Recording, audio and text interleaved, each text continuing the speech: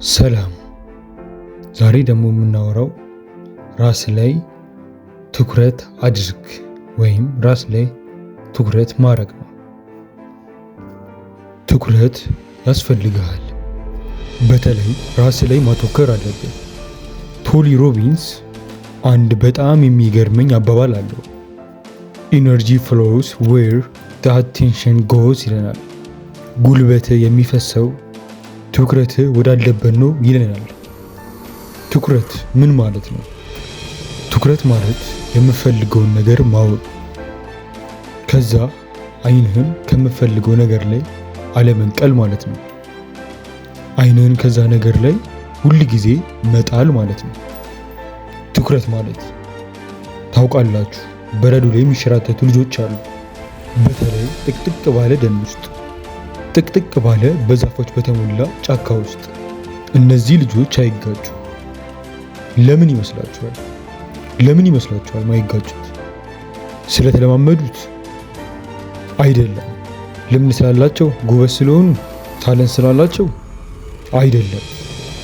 እነዚህ ልጆች የማይጋጩት በፍጹም ዛፉን አያዩ፣ መንገዱ ላይ ነው ትኩረታቸው።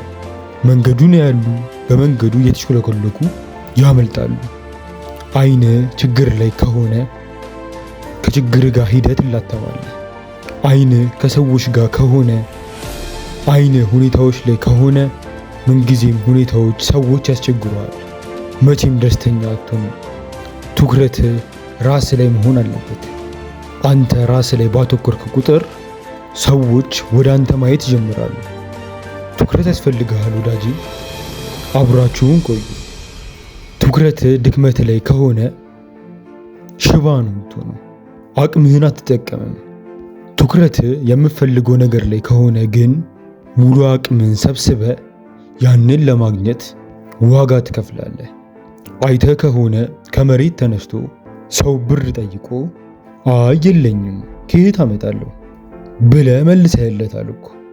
ግን በአጋጣሚ የምትወደው ሰው ሲታመም ወይ ችግር ሲገጥመው በአንዴ ከየትም ብለህ ታመጣዋለህ ብሩን። ሐሳብህ ብሩን ማግኘት ላይ ብቻ ነበር። ለዛ ነው ያገኘኸው። ትኩረት ያለበት ነገር ላይ በሙሉ ጉልበት ይፈሳል ያለው ቶኒ ሮቢንስ እዚህ ጋር ነው። ትኩረት ራስህን መቀየር ላይ ከሆነ ትቀየራለህ። እንዳትጠራጠር። ኃላፊነቱን ውሰድ። ቅድሚያ የምትሰጠውን ነገር ላይ በህይወት ምንድነው ቅድሚያ የምትሰጠው? ለአንተ ትልቁን ቦታ የሚይዘው ነገር ምንድነው? አንድ የማከብረው ሰው ለአምስት ነገሮች ቅድሚያ ይሰጣሉ ይለናል። የመጀመሪያው ፈጣሪዬ ነው። ሁለተኛው ጤናዬ ነው። ሶስተኛው ቤተሰቦቼ ናቸው።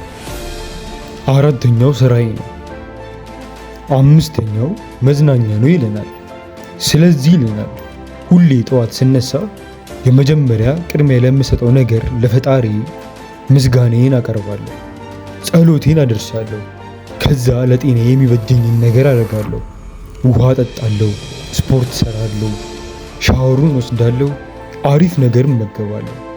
ከዛ ቤተሰቦቼ የምወዳቸው እንዴት እንደሆኑ ደህና እንደሆኑ ጠይቃቸዋለሁ። ከዛ ወደ ስራዬ እገባለሁ፣ ወጥሬ እሰራለሁ።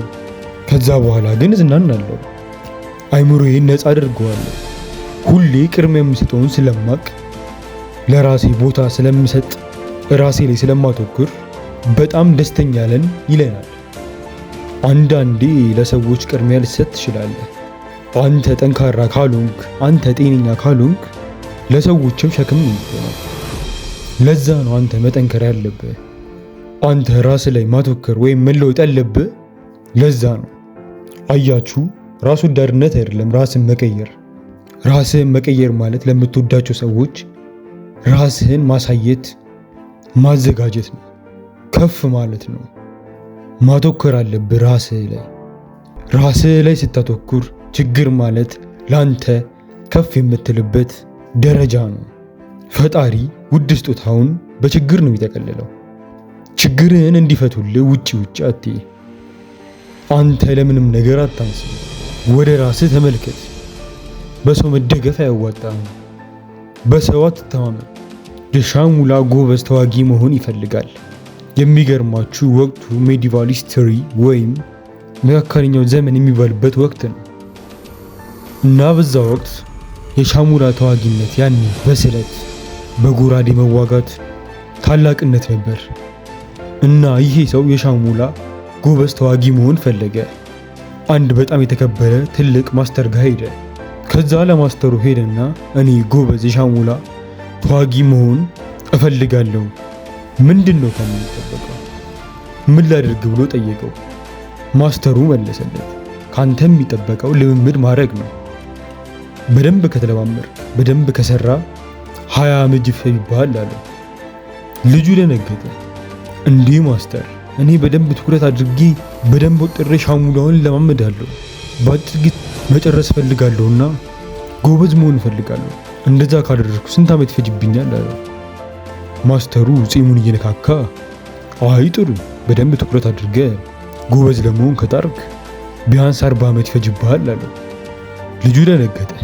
እንዴ ማስተር፣ እኔ ጨመር አድርጌ ሌትም ቀንም ማታም በቃ አለማመዳለሁ፣ ሙሉ ጊዜን ሰጥቼ ምርጥ ሻሙላ ተዋጊ መሆን እፈልጋለሁ፣ ቶሎ መቻል ነው የምፈልገው፣ ስንት ዓመት ይፈጅብኛል እንደዛ ባደርግ አለው።